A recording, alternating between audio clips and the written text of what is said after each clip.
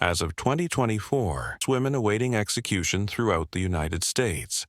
Today, we will discuss their crimes and the scheduled times for their executions. Surprisingly, some have been on death row for more than 30 years. We will start with those who have been on death row for fewer years and progress towards those who have been waiting for more than 30 years. Victoria Drain. This is one of the complex cases in the United States. Victoria Drain, who has been on death row for about 4 years, 9 months, and 23 days, has a story filled with layers of troubling details. She was convicted of the murder of her cellmate, Christopher Richardson. Prosecutors detailed that she struck him on the head with a fan motor, used a pencil to stab him, and ultimately strangled him to death. But the complexity doesn't stop there. Drain had already been convicted for the murder of Randy L. Gross, earning her a sentence of 30 years to life. Adding another dimension to her case, she transitioned from male to female while incarcerated. Tiffany Moss. Tiffany Moss has been on death row for about 5 years, 10 months, and 20 days. Convicted in 2019 for a crime committed in 2013, Moss was found guilty of the torture and starvation death of her 10-year-old stepdaughter, Imani Moss. The details of the case revealed that Imani suffered prolonged abuse, with evidence showing deliberate neglect that led to her untimely death. Prosecutors presented a timeline of events that included extreme measures taken against the child, ultimately resulting in her death. The court heard testimonies and reviewed medical evidence that painted a disturbing picture of the treatment Imani received, which convinced the jury of Moss's culpability. Sherry Lash Rhodes. Sherry Lash Rhodes has been on death row for roughly 7 years, 10 months, and 22 days following a violent incident that took place on February 20, 2014. On that day, she carried out a mass shooting at the Cedarville Rancheria tribal office in Alturas. During the attack, Lash Rhodes opened fire on a group of people, injuring 6 individuals and fatally shooting 4. The brutality of the incident escalated when, after depleting her ammunition, officials reported that at least one of the injured was attacked with a butcher knife.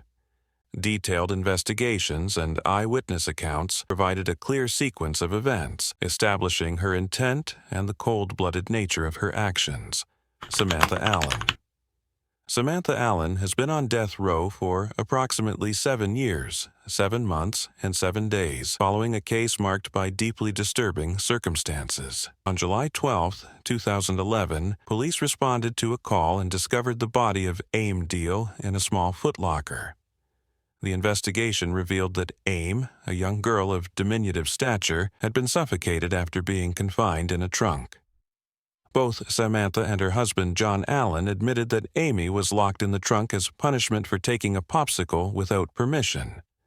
The harrowing details include Aim being forced to perform physical exercises such as jumping jacks, back bends, and running in sweltering heat before being confined in a space that barely accommodated her size. Lisa Leanne Graham. Lisa Leanne Graham has been on death row for 9 years and 16 days. On July 5, 2007, she was convicted of capital murder after persuading a family friend to shoot her daughter on a remote dirt road in Russell County. Graham's conviction stemmed from a meticulously presented case that underscored the severity of the crime. This assessment raised concerns about her capacity to make reasonable decisions. In a later development, her petition for a writ of certiorari and motion for leave was filed with the United States Supreme Court in 2020. Belinda Magana. Belinda Magana has spent 9 years, 10 months, and 6 days on death row. In January 2015, separate juries concluded that Magana, a mother from Corona, along with her boyfriend Naresh Marine, should face the death penalty for the murder of her toddler son, Malachi. In May 2009, Malachi was scalded and subjected to beatings, leading to his death just 5 days later. The case involved a detailed examination of the events and the evidence, ultimately leading juries to decide that the extreme nature of the crime warranted the ultimate punishment. Heather Leavell Keaton. Heather Leavell Keaton has been on death row for 9 years, 6 months, and 22 days. In a tragic series of events that unfolded in March and June 2010, she was convicted for the murders of her common-law husband's children, 3-year-old Chase DeBlas and 4-year-old Natalie DeBlas. Prosecutors allege that Levelle Keaton deliberately put antifreeze in the children's food and then choked them to death, an act that shocked the community and the legal system alike. Notably, her common-law husband, John DeBlas, was also sentenced to death in connection with the case. Her conviction marked her as the first woman sentenced to death in Mobile County. Kimberly Cargill. Kimberly Cargill has been on death row for 12 years, 9 months, and 7 days. She was convicted of the murder of her children's babysitter, Cherry Walker, in 2010. Prosecutors stated that Walker was scheduled to testify in Cargill's child custody hearing, a fact that significantly influenced the case. The trial saw powerful testimonies from multiple family members. 3 of Cargill's 4 sons testified that she frequently choked, kicked, and hit them. Additionally, ex-husbands testified about her violent behavior, with one alleging that she had set his apartment on fire. These accounts painted a disturbing portrait of domestic abuse and cruelty. The cumulative evidence led to a conviction that underscored the severity of her actions. In 2017, Cargill's petition for a writ of certiorari was denied by the United States Supreme Court. Manling Chang Williams. Manling Chang Williams has been on death row for 13 years, 1 month, and 24 days. Williams was convicted of a series of heinous crimes committed in 2007 in her Rowland Heights home. She was found guilty of smothering her 2 young children with a pillow, an act that shocked the community with its cruelty. In addition, she slashed her husband to death with a sword. The brutal nature of these crimes left a deep impact on the local community, led to a thorough investigation and trial. Evidence presented during the proceedings provided a chilling account of the violence that unfolded, leaving little room for doubt regarding her guilt. Her case is often cited as an example of extreme domestic violence. Shauna Ford. Shauna Ford has been on death row for 14 years and 20 days. Ford, along with her accomplices, orchestrated a deadly scheme by entering the Flores home under false pretenses. Posing as government officials searching for fugitives expected to find money and drugs to finance her vigilante nativist group, Minutemen American Defense, which actively patrolled Arizona's border with Mexico. Instead of finding the anticipated contraband, the group took inexpensive jewelry and committed a brutal double homicide, fatally shooting 29-year-old Raul Flores Jr. and his 9-year-old daughter, Brisenia Ileana Flores. Ford's involvement in the Minuteman movement and her role in the execution of this plan were central to her conviction. Her subsequent petition for a writ of certiorari was denied by the United States Supreme Court in 2014. Tanya Nelson. Tanya Nelson has been on death row for 14 years, 10 months, and 19 days. She was convicted for the stabbing deaths of fortune teller Hay Jade Smith and her daughter, Anita Vo. During the trial, co-defendant Philippe Zamora testified that Nelson and he killed Smith when her fortune did not come true. According to Zamora, Smith had advised Nelson that her business would flourish if she relocated from Orange County to North Carolina. When that promise failed, Nelson felt deeply cheated, a sentiment she reportedly shared with Zamora during a flight over. This sense of betrayal and personal loss is believed to have fueled her violent actions. Brooke Marie Rottiers. Brooke Marie Rottiers has been on death row for 14 years, 4 months, and 20 days. Prosecutors allege that Rottiers, who sometimes engaged in sex work, lured 2 men to her motel room under the pretext of a sexual encounter. Once the men arrived, she robbed, beat, and suffocated them. Disturbingly, the victims were found with panties and other cloth items stuffed in their mouths, while their mouths and noses were covered and taped over, and even to their ankles. This calculated and chilling sequence of actions left investigators with a clear picture of premeditated violence and brutality. Skylar Preciosa de Leon. Skylar Preciosa de Leon has been on death row for 15 years, 11 months, and 4 days. She was convicted for the murder of Thomas and Jackie Hawks, a married couple, on November 15, 2004. According to the prosecution, DeLeon, along with her ex-wife and 2 other accomplices, lured the Hawks onto a yacht under the guise of a test drive. Once at sea and far from harbor, they gagged, tied, and anchored the couple on board before throwing them overboard. The bodies of the Hawks have never been recovered, adding to the mystery of the case. In addition, DeLeon was accused of killing John Jarvie, a resident of Anaheim, California, whose body was later found in Mexico in 2003. Convicted and sentenced under the name Skylar Julius DeLeon, she transitioned from male to female while incarcerated. Kathy Lynn Saranana. Kathy Lynn Saranana has been on death row for 15 years, 8 months, and 16 days. She, along with her husband Raul, was convicted for their roles in the deaths of her nephews, Conrad, 13, and Ricky Morales, 11, who were under their care.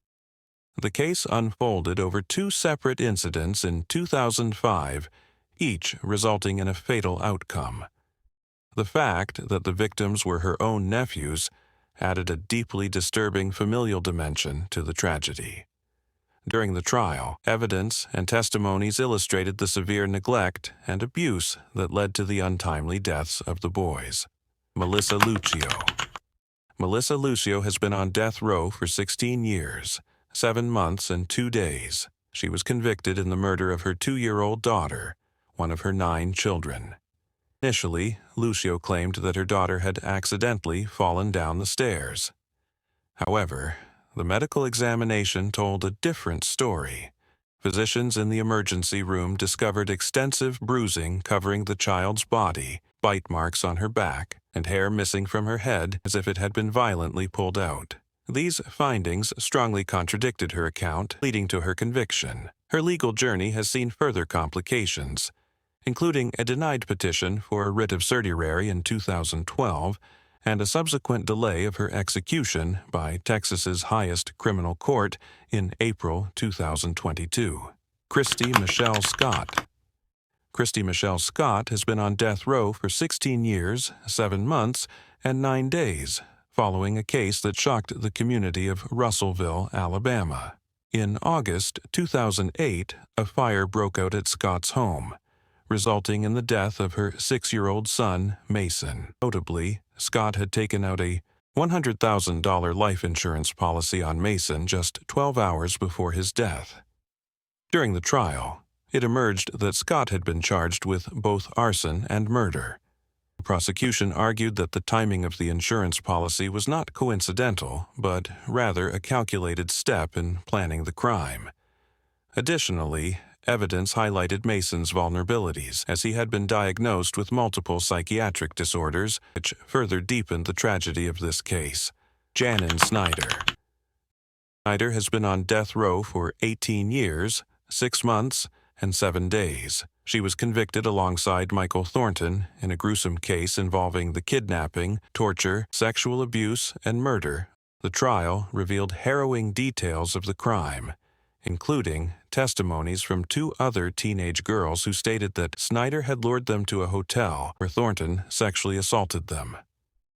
Moreover, Snyder herself confessed to the murder of a 14-year-old girl who had been missing for over 5 years, adding another layer of brutality to her criminal record. The overwhelming evidence and multiple testimonies painted a chilling picture of her action. Lisa Jo Chamberlain. Lisa Jo Chamberlain has been on death row for 18 years, 7 months, and 9 days. Chamberlain, along with Roger Lee Gillett, was convicted for the March 2004 murders of Linda Heinzelman and her boyfriend, Vernon Hewlett. The crime scene was particularly gruesome. The victims' bodies were discovered inside a freezer at an abandoned farm near Russell, Kansas, highlighting the callous manner in which the murders were carried out. During her trial, the prosecution presented compelling evidence that linked Chamberlain to the crime, leaving little room for doubt regarding her guilt. Her subsequent petitions to the United States Supreme Court in both 2008 and 2018 were denied. Tierra Capri Gobble. Tierra Capri Gobble has been on death row for 19 years, 3 months, and 13 days. She was convicted for the death of her 4-month-old son, Phoenix Cody Parish. The case revealed harrowing details about the infant's condition at the time of his death. According to a coroner's report, Phoenix suffered extensive bruising, along with fractures of the skull, ribs, and wrists. Cause of death was determined to be head trauma, consistent with severe child abuse. In 2013, Gobble's petition to the United States Supreme Court for a writ of certiorari was denied, leaving her sentence intact. Taylor Renee Parker. Taylor Renee Parker has been on death row for 2 years, 4 months, and 5 days. She was convicted for the October 2020 slaying of her pregnant friend, Reagan Simmons Hancock, along with the murder of Reagan's unborn daughter, Braxlyn Sage Hancock. During the investigation, prosecutors detailed that Parker stabbed Simmons Hancock over 100 times inside the victim's home. Prosecutors argued that the motive behind the killing was an elaborate plan. Parker intended to keep her boyfriend by eliminating the pregnant woman after having falsely claimed she was pregnant herself. Wendy Andriano. Wendy Andriano has been on death row for 20 years, 2 months, and 20 days. She was convicted of murdering her husband, Joe Andriano, in their Ahwatukee apartment in Arizona. Joe, who was 33 years old at the time, suffered a violent death. He was bludgeoned and stabbed, with his autopsy revealing that he sustained 23 blows to the skull. Notably, Joe Andriano was terminally ill when he died, adding complexity to the circumstances surrounding his death. In 2007, Wendy's petition to the United States Supreme Court for a writ of certiorari was denied. Brenda Evers Andrew.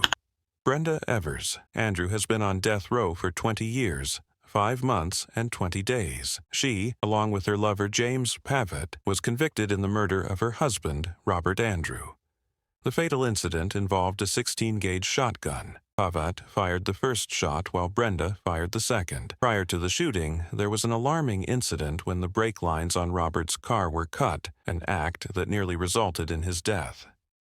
Robert had filed a police report alleging that Brenda and Pavitt were conspiring to kill him for insurance money, noting that Pavitt served as their life insurance agent. However, no action was taken by law enforcement at the time. The subsequent trial presented compelling evidence that led to their convictions, and the case remains a notable example of premeditated murder intertwined with financial motives. Donna Roberts. Donna Roberts has been on death row for 21 years, 8 months, and 21 days. In 2001, she was convicted for the murder of her ex-husband, Robert Fingerhut. Prosecutors alleged that Roberts solicited her lover, Nathaniel Jackson, to making her involvement clear and deliberate. Notably, Roberts has faced the death penalty multiple times. She has been sentenced to death 3 times, though her first 2 sentences were later overturned due to errors during the trials. This repeated sentencing reflects not only the gravity of the crime, but also the complexities and challenges within her legal proceedings. The case has drawn significant attention over the years, highlighting persistent legal battles and issues related to procedural fairness. Socorro Caro. Socorro Caro has been on death row for 22 years, 11 months, and 9 days. She was convicted for the shooting and killing of 3 of her 4 young sons while they slept, in an incident that shocked the public. In a bizarre turn, the youngest child, who was only 1 at the time, was unharmed. Following the tragic events, Caro attempted suicide by turning the gun on herself.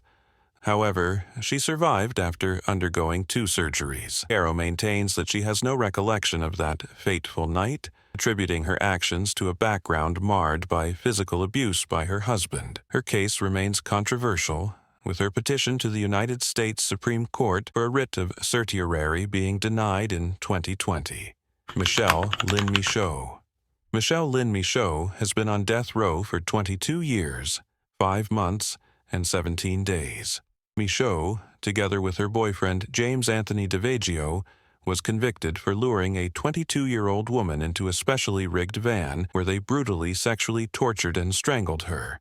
The case revealed even more horrifying details when it emerged that, in addition to the 2002 murder and rape of Vanessa Sampson, They were accused of raping and mistreating 5 other girls, including Michaud's own 13-year-old daughter. The investigation was furthered when victims came forward, prompting law enforcement action that uncovered Sampson's body during questioning. Both Michaud and DiVeggio were found guilty at trial and received death sentences. In 2018, Michaud's petition to the United States Supreme Court for a writ of certiorari was denied. Linda Carty. Linda Carty has been on death row for 23 years and 7 days. She was convicted for the abduction and murder of 25-year-old Joanna Rodriguez, a crime committed with the intent. According to prosecutors, Carty orchestrated the entire crime, employing 3 masked men to abduct both Rodriguez and her infant. Rodriguez was later found dead in the trunk of a car. Although the other 3 suspects were arrested, only Carty was prosecuted for capital murder. Carty maintains that she was framed by drug dealers in retaliation for her work as an informant, a claim that has not swayed the courts. Her appeals have been unsuccessful, and if clemency is not granted, she could become the first female British national executed since Ruth Ellis in 1955. As well as the first British black woman executed in more than a century. In 2009, her petition to the United States Supreme Court for a writ of certiorari was denied. Virginia Susan Caudle. Virginia Susan Caudle has been on death row for 24 years, 11 months and 18 days. She was convicted for the 1998 murder of a 73-year-old woman named Lynetta White. Prosecutors allege that Caudle, along with an accomplice, entered White's home with the intent to commit burglary. The 2 are said to have brutally beaten White to death before burglarizing her home. After the killing, they placed her body in the trunk of her own vehicle, drove it to a rural area in Fayette County. The motive for the burglary was reportedly to secure money to purchase cocaine. Caudle's petition for a writ of certiorari to the United States Supreme Court was denied. Carlette Parker. Carlette Parker has been on death row for 25 years, 11 months, and 13 days. Parker worked as a home health care provider responsible for the care of 88-year-old Alice Covington. According to prosecutors, Parker allegedly withdrew approximately $44,000 from Covington's account, an action that raised suspicions of financial misconduct. When Covington confronted her about the discrepancies in her account, Parker is alleged to have resorted to lethal violence, drowning Covington in a bathtub.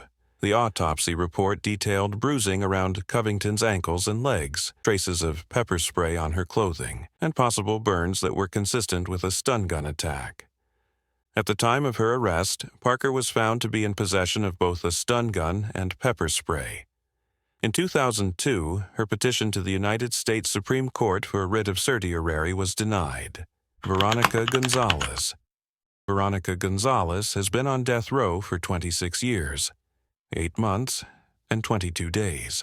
She was convicted of first-degree murder with special circumstances of torture and mayhem in the 1995 scalding death of her 4-year-old niece, Genevieve Rojas.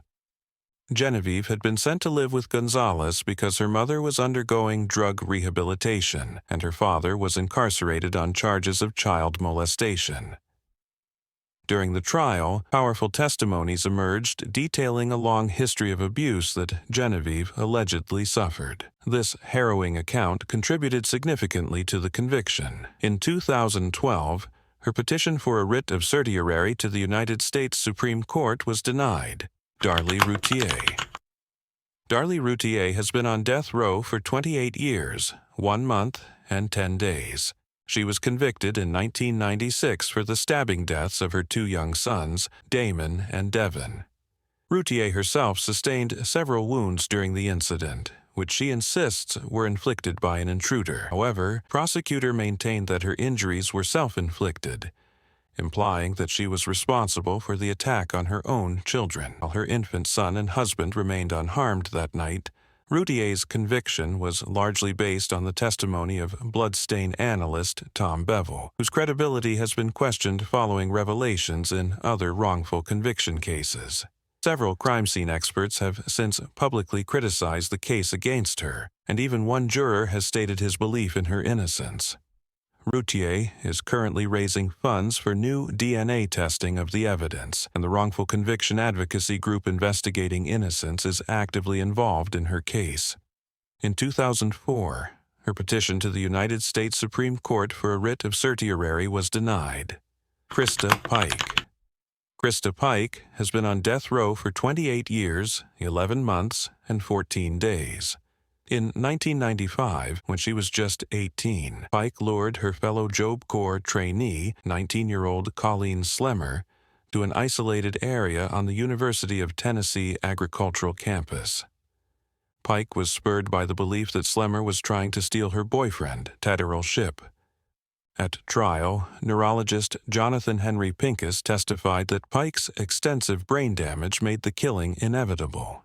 Pincus explained that every killer he had examined shared three features: brain damage and mental illness, and she suffered brain damage likely stemming from prenatal alcohol exposure. In 2012, her petition for a writ of certiorari was denied by the United States Supreme Court, and Tennessee has not yet scheduled a date for her execution.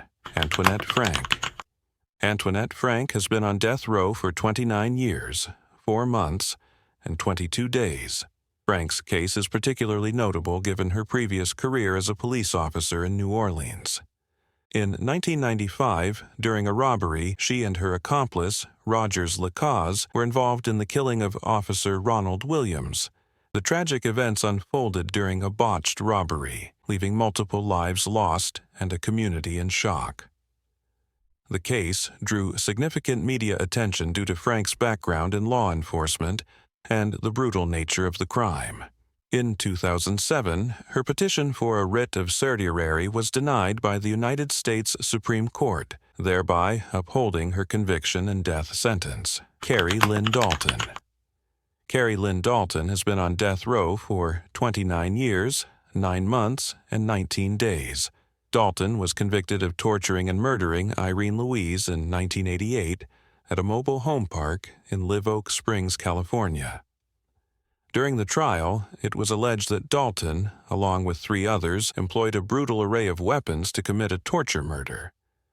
Dalton's case is further complicated by the vigorous campaign led by her sister Victoria Thorpe, who has long insisted on Dalton's innocence. Thorpe argues that nobody was ever found, and that the conviction was based solely on hearsay confessions provided to investigator Richard Cooksey, Erica Yvonne Shepard. Erica Yvonne Shepard has been on death row for 30 years and 11 days. The crime, which unfolded as part of a broader pattern of violent theft, involved a meticulously planned assault where the victim was targeted for her valuables. The prosecution presented a detailed account of the events leading up to the murder, tying both Shepard and her accomplice to the execution of the crime. Over the years, Shepard's legal team has sought relief through multiple petitions. In 2014, her petition for a writ of certiorari was denied by the United States Supreme Court, and her final petition was also rejected in 2020. These denials have effectively sealed her fate on death row. Robin Lee Rowe. Robin Lee Rowe has been on death row for 31 years, 2 months, and 26 days. Convicted for the 1992 deaths of her husband and 2 children, Rowe's case is marked by a disturbing pattern of family tragedy and alleged financial motive. Prosecutors contend that she set the family home on fire with the intent of collecting insurance money.